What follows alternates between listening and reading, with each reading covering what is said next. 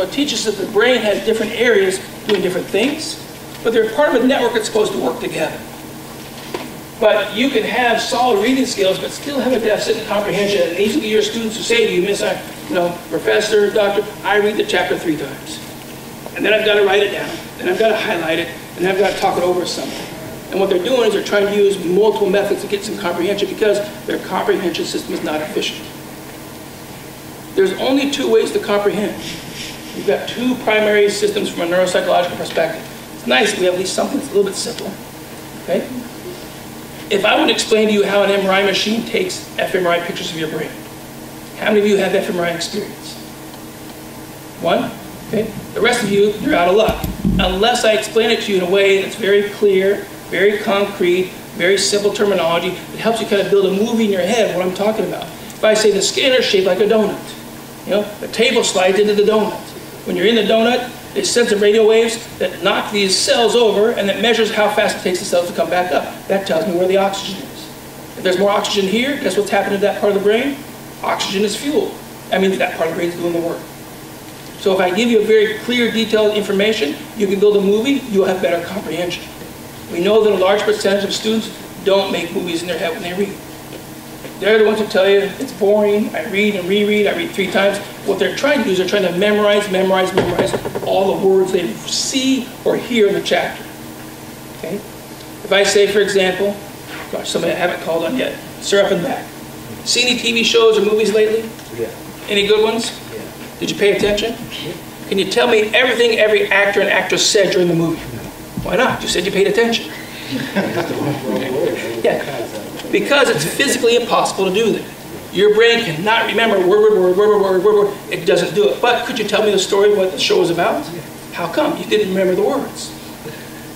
Because he'll pull back the images. He'll pull back the movie of what he saw on the screen. From that movie, he could convert it back to words and explain it back to me. Okay? This is how the imaging system is supposed to work. But a percentage of people, that imaging system is not working. So they're left with trying to memorize as much information as possible. So you can encourage these kids to, surprisingly, listen to an audiobook sometime. Try to visualize what the audiobook's talking about, because kids today get far less practice at making these images than my parents' generation or my grandparents' generation. Why is that? What's different? Yeah. TV, we're in the video age. We're not required to make the movie. It's all being shown to us, sometimes 10 times at once, 10 movies at once.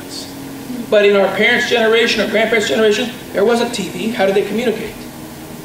They actually talked to each other. They actually sat around a table at dinner and discussed the day and used inflection and gesture and intonation. Or if they wanted to know the nightly news, guess what they did? Exactly what your parents do when they want to get the news. Yeah, they watch it, but how about when they didn't have a TV? Yeah, radio. Or they read the newspaper. Yeah. And on the radio, many times they used sound effects. How did H.G. Wells scare the bejeebus out of so many people just by reading a book on the radio? What did they do? They had so many sound effects and stuff that sounded so real, people's minds went wild with it, and they thought the Martians were outside their front porch. Because they were making all these movies. So generations ago, we gave people lots and lots and lots of practice making movies. It's not happening today. We have more and more kids who are having comprehension problems because they're not actually being taught how to comprehend. We do tell them, look for the main idea, find the subjects, find the direct object, find the plot, the theme, find the sequence of events. But doing that is not as easy if you actually don't have the movies in your head. The movies make it far, far easier. One quick question. If I say to you, how many of you have gone to the movie theater to see a movie and they picked the wrong actor? He did not match the part for that book. Why is that? Why did your mind think that? When you read the book, what did you do? Yeah, you pictured, gosh, lost all the famous guy names. Yeah, sorry. You pictured Brad Pitt. They chose Dustin Hoffman. Just doesn't match at all. No.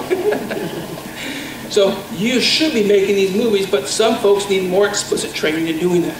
And so other individuals are taking programs like this mental imagery program and help lay out a series of events, a series of steps to systematically begin to teach mental imagery skills. Because as we train mental imagery skills, we're more likely to help them be able to know how to make movies, and not only how to create movies from what they listen, but how to actually take the movies and put it back into words.